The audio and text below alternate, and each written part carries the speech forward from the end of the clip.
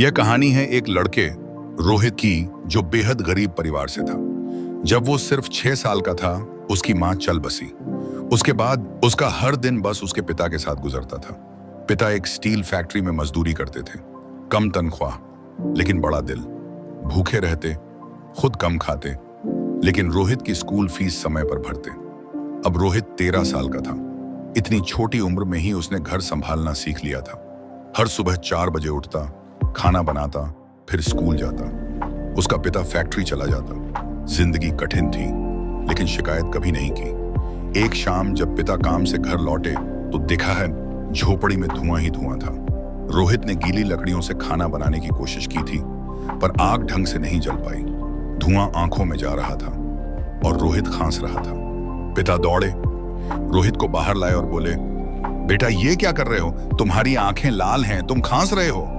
रोहित मुस्कुराया और बोला, पापा आप दिन भर काम करते हो, मैं नहीं चाहता कि आप घर आकर भी खाना बनाओ।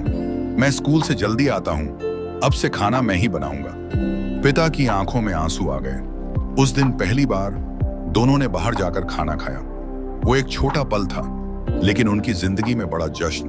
रोहित पढ़ाई में होशियार था, घर के सारे काम करने के बावजूद हर साल क्लास में टॉप करता। पिता का सपना था मेरा बेटा डॉक्टर बने और रोहित ने भी वो सपना अपना बना लिया था। लेकिन जिंदगी इतनी सीधी कब होती है?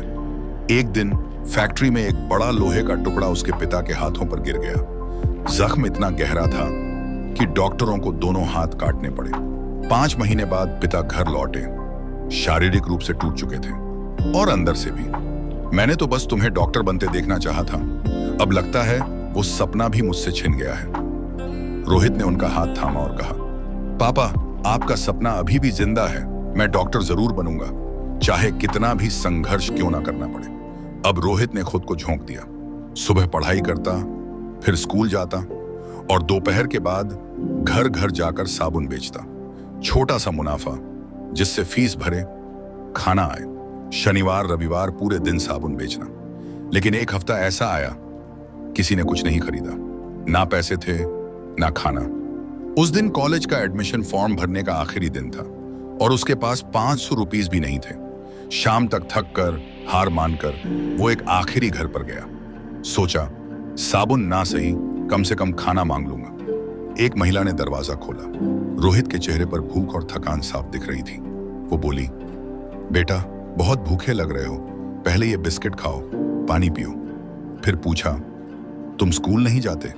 रोहित बोला, 12वीं पास की है, आज एक भी साबुन नहीं बिका, शायद अब एडमिशन नहीं कर पाऊंगा। महिला थोड़ी देर चुप रही, फिर पूछा, कितने पैसों की जरूरत है? 500 रुपीस। रोहित ने धीरे से जवाब दिया। वो अंदर गई और 500 रुपीस लाकर उसके हाथ में रखे। जाओ बेटा, जाकर फॉर्म भरो। रोहित रो पड़ा, उनके पैर छुए और भागता हुआ फॉर्म भरने चला गया। साल बीतते गए। कड़ी मेहनत, संघर्ष और पिता का आशीर्वाद ने मिलकर रोहित को डॉक्टर बना दिया। अब शहर का एक प्रसिद्ध डॉक्टर था, अपना खुद का नर्सिंग होम खोल चुका था।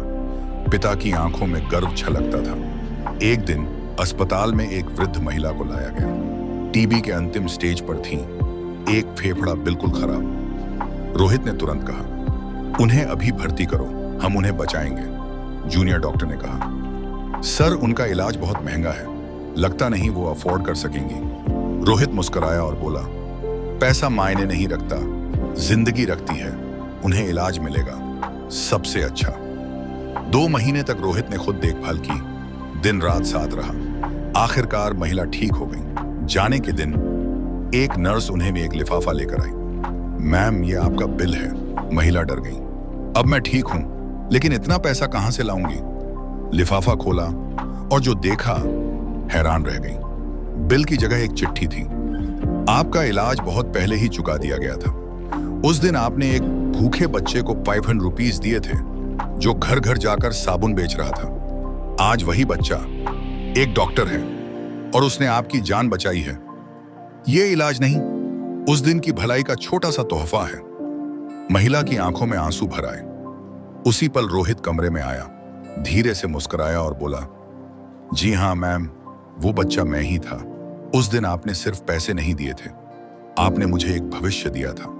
और आज मैं सिर्फ उसे लौटाने की कोशिश कर रहा हूं। महिला चुपचाप रोने लगी। यह आंसू दुहक के नहीं थे, बल्कि उस चमत्कार के थे जो एक छोटे से नेक काम ने किया था। नेक